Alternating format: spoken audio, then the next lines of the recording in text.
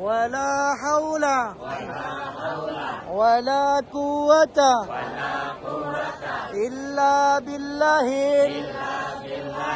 العلي العظيم والصلاة والسلام على رسول الله صلى الله عليه وسلم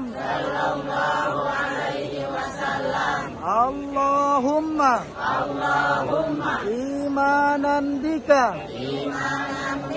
وتصديقا بكتابك ووفاء بعهدك واتباعا